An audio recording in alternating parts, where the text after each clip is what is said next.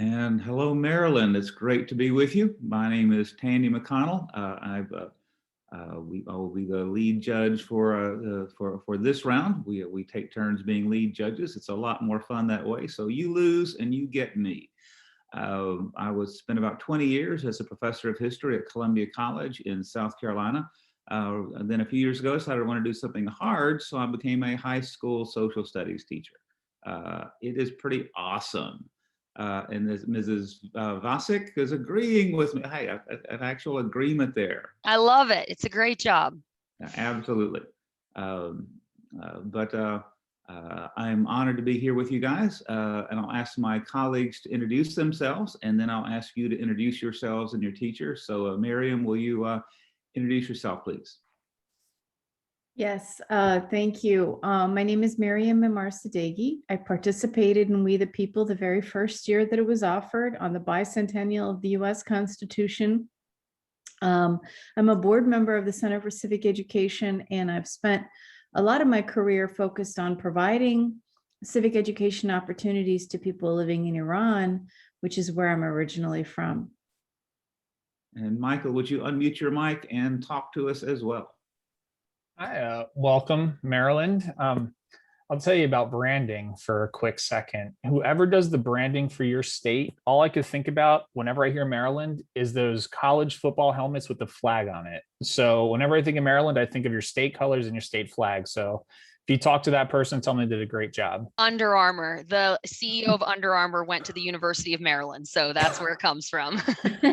I'm going to shoot an email out for that. So, well, my name is Michael DePiro, and I work for the state of Florida in the Florida Department of Education. My screenshot is the Florida Capitol behind me, looking out of our Department of Education building onto the city. So thank you, and I can't wait to hear what you have. And would you guys introduce yourselves and then introduce your teacher? Hi, my name is Taylor Shank, and I'm a senior at Boonsboro High School. Next year, I plan on attending Virginia Tech to major in architecture. Hi, my name is Rebecca Ropka. I'm a senior at Boonsboro High School, and next year I plan on attending Penn State to major in international politics. Hello, my name is Lindley Sparkman. I'm a senior at Boonsboro High School, and next year I plan on attending University of Maryland to study environmental science and politics. And this is our teacher, Mrs. Vasic. Good morning. Good morning. Very nice to see you and all of you. And well, let's get down. We have done the very wonderful chit chat. So now let's get down to business. We're Unit 1 judges. We're interested in the philosophical and historical foundations of the American political system. We are asking question 1 today. This begins with a quotation from Benjamin Rush. "The American war is over, but this is far from being the case with the American Revolution. To what extent, if any, did revolutionary principles influence constitution making during the founding period? What problems, if any, does the principle of consent present when creating or amending constitutions? To what extent, if any, are revolutionary principles evident in modern times?" If you're ready, please begin. The revolutionary principles popularized during the American Revolutionary War played a critical role in the creation of our U.S. Constitution. It is stated in the Declaration of Independence that governments derive their just powers from the consent of the governed. Subject to British rule, however, the colonists were not granted this ideal. To ensure consent of the governed, the Founding Fathers established a social contract, an implicit agreement among members of society to cooperate for social benefits. After being subjected to the harsh taxes and the monarchy, and yet having no one to represent them in the parliament, the founders vowed to give each state representation in government so that citizens could be aware of the decisions that would be made that would ultimately impact them regarding taxation and regulation. The revolutionary principles also further dictated our government system by leading the founders to establish a representative democracy with 3 separate branches, each with different powers to nullify the effects of a single entity ruler that they had been displeased with during England's reign of the colonies. This was followed by the implementation of checks and balances, as proposed by Federalist Paper 51, giving each individual branch of government the ability to police each other. These ideas, popularized by the experiences under the rule of England, not only set the foundation for what the founders fought for during the war, but also set the basis for the main ideas in the Constitution. Championed by John Locke, consent of the governed refers to the idea that a government's legitimacy and moral right to use state power is only justified and lawful when consented to by the people or society over which that political power is exercised. The principle of consent was evident during the Constitutional Convention.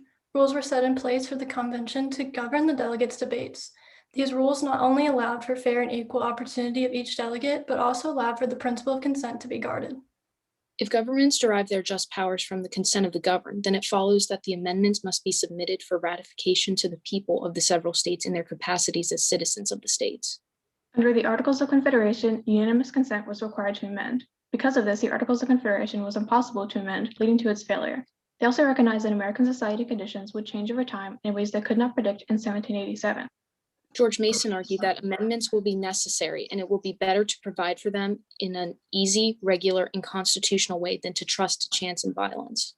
Under Article 5 of the Constitution, Congress has the power to decide how a proposed amendment will be ratified.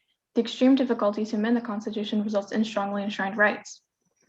The difficulty with which amendments can be passed, however, does lead to some elements of the Constitution being stuck in an era which maintains little resemblance to that of modern-day political climate. Necessary amendments can take years, even centuries to pass, and would make little difference to the political situation in which they were proposed. For example, the 27th Amendment took 202 years to pass after being proposed in 1790. The revolutionary principles popularized during the American War of Independence are still evident in the United States and remain ingrained in the establishment of our institutions. In fact, they are considered so crucial to the foundation of our nation's government that founder George Mason argued that only returning to and relying upon these ideals can preserve free government and the blessing of liberty. The revolutionary concept of free and fair elections was one of the founders' greatest concerns, as they rejected the notion of a monarchy. It ensures that each citizen denoted as an eligible voter has every right to cast a ballot. Furthermore, the revolutionary principle of the right of citizens to remove or replace those in power if they are displeased with how they are leading the nation has become an essential part of our society. Finally, arguably the most crucial theory to come out of the revolutionary period still seen today is the right to revolution itself. Recently, it has been seen through movements such as Black Lives Matter, the Women's March, and LGBTQ+ rights organizations such as the Human Rights Campaign. Because of this right to peaceful protest and revolution, we have seen the betterment of our nation that advanced us from socially acceptable racism to electing the first Black vice president, from women not being able to vote to a woman being the presiding speaker of the House, and from homosexuals not being able to legally marry and being openly persecuted to confirming openly gay presidential cabinet members, ultimately proving how far we have come as a country. Thank you for listening to our testimony. We are now ready for your questions. Excellent. You have given us a lot of things to talk about, so let's begin talking about them. You talked about the difficulty of amending the Constitution and and several issues around that. If we could persuade Congress to call a constitutional convention to make multiple amendments to the Constitution, what do you think should be the priority? In what ways should the Constitution be amended today? Go ahead, Taylor, sorry. I personally think that we should add an amendment that requires the president to have some military experience throughout their lives. Our president is commander-in-chief of our military during time of war. And without that experience, I don't feel like they can fully feel their potential for that position and fully keep our country safe during that time of war. For me personally, I think that this new bill that's coming through the pipeline from the House about political spending and being able to accept donations and being public about what donations you're accepting as a candidate should be made into an amendment, because I understand that I think there's this idea that the Constitution is about these very antiquated theories and principles from a long time ago, but I think that the Constitution needs to be treated as a living, breathing document so that we can keep up with the changes to modern society. And so I think because of that, we need to create an amendment that makes it so that the public is aware of what kind of donations the people that they're going to be voting for are receiving, and how that money could impact them and what the corporations or the people donating that money stand for and how that could impact the citizens. I think that they also might discuss a numerous amount of voting amendments and concerning specifically maybe the Electoral College and perhaps abolishing it or changing it so that it's more representative of the people, because I know there's a lot of talk about how, as it stands now, it's simply not fitting to our current political climate, and it's not fully representative of the people, and it really messes up the system to some people because it's not a direct vote of the people, and it kind of hinders that process.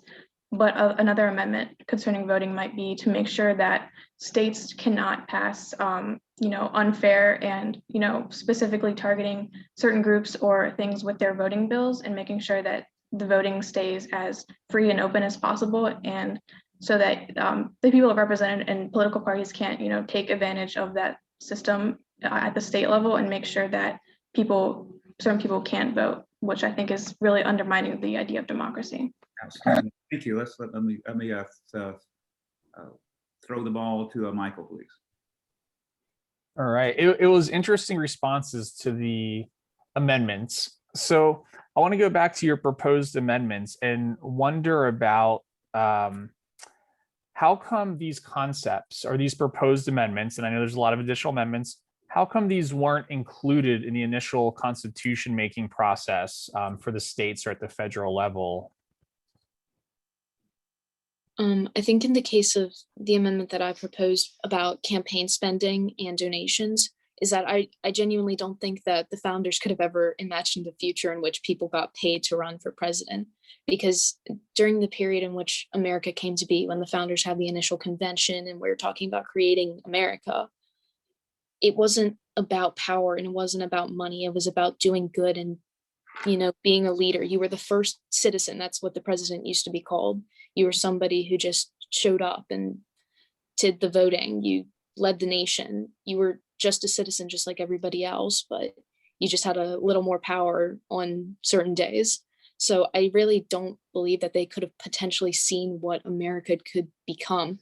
They didn't have an idea that America would have 330 million people as a population. They didn't have this idea that maybe we would stretch coast to coast one day. So it was just really something that they never foresaw. And I'm also just particularly to that, I think it was Taylor. What about the requirement for military experience? That might seem rational at the time. Why don't you think that happened?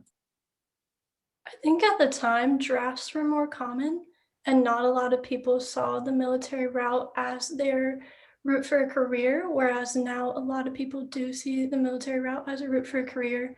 So it wasn't exactly like the president would be able to have that experience right out of wherever they were coming from. And yet George Washington, I mean, that's sort of why he was the nation's first leader, and some people wanted to make him king, and he refused, partly, or I guess maybe in large part, actually, because he believed in consent of the governed. As far as revolutionary spirit goes, how important do you think that is to maintain? Do you think that protest and civil disobedience is really critical to maintaining consent, or do you think it's a threat to it?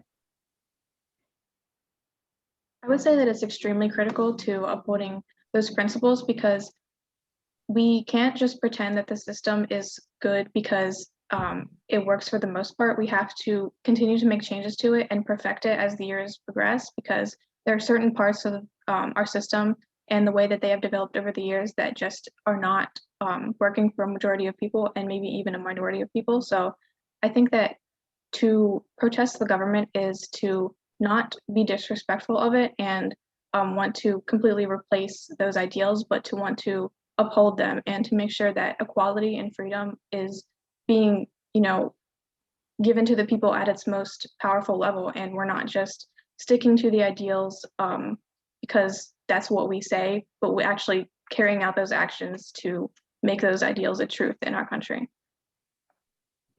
I agree with my colleague. I think criticisms of certain movements being seen as violent or revolutionary I find it a bit ironic, because that is at our core who we are as Americans. I mean, our entire nation was born out of a violent revolution.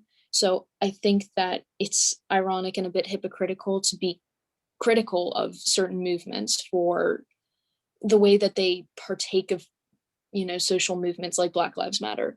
I think that that's who we are as America.